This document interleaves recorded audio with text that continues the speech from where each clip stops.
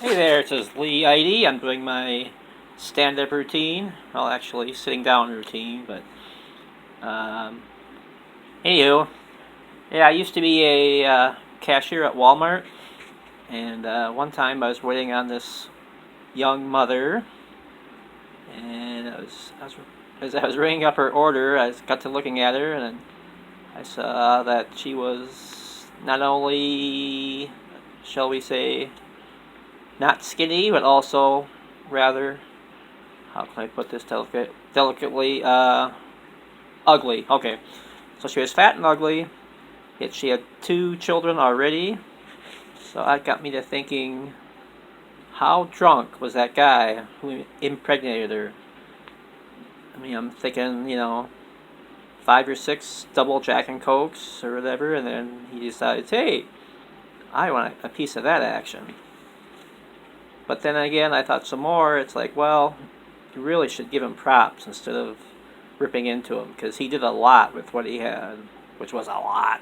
If you know what I mean. Um, and then also, oh yeah, also while I was at Walmart, one day it occurred to me that a male Walmart cashier does have something in common with a female who's out on a date with an overly amorous suitor, shall we say. And here's how. Here's how. One day I was like a Saturday afternoon. It was really super busy, and so I'm bringing up this order for a guy. And I see him start to like stack items one on top of another.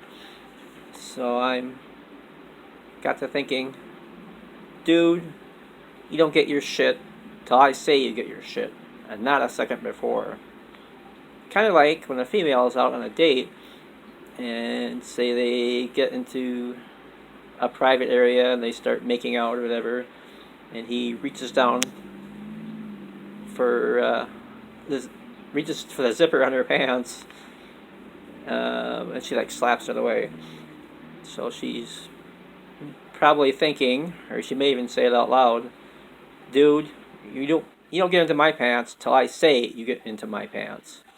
So you see, just like the whole cashier thing about you don't get your shit till I say you get your shit. Okay.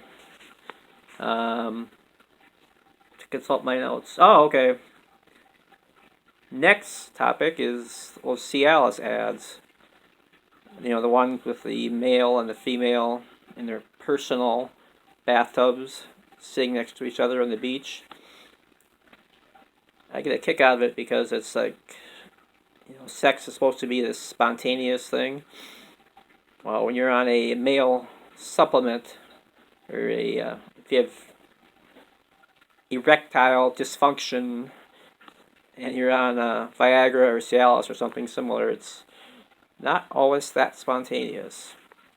I can just envision the guy going up to the woman, in the ad, just going up to her before they have their sexual activity and says, "Honey, okay, this is what we're gonna do.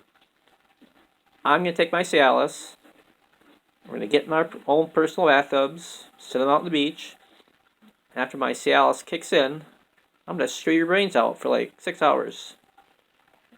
And she goes, "Okay, honey." And I also love the part at the end, the warning about if this, or if you have an erection lasting more than 6 hours, please consult your doctor. And, I'm thinking, if I still have an erection for 2 hours, assuming my girlfriend's passed out, I'm gonna get on Facebook and write something to the effect of, "Hey, to all remotely remotely attractive females within the sound of my Facebook voice, come on over to my place. I got something special for you." Well, actually, I would have to find a hotel room if my girlfriend was at my place. Okay, but anyway, you know what I mean. Um, and then, next topic, of course, related to sex. pretty much my whole routine, and that's masturbation. And did you know that there are actually some adults in America, well, and around the world, into their 50s and 60s, and even older, who have never, ever masturbated? Yeah, it's true. I'm not kidding. I'm still trying to wrap my brain around that. I mean, I will never understand that. That's kind of like walking past a big pile of gold, unguarded gold, every day, looking at it, and going, nah, I'm good. And then, what else was I saying? Oh, yeah. Another thing, yeah, I'll understand reverse mortgages and trigonometry way before I'll understand that kind of thinking. Incredible. And then, just take a look at my notes. Oh, yeah, there we go. Some males, if they ask a female out and they get rejected, they'll get all bummed out and depressed and like take it personally. It's like, oh my God, she doesn't think I'm strong enough or clever enough or rich enough or virile enough for her.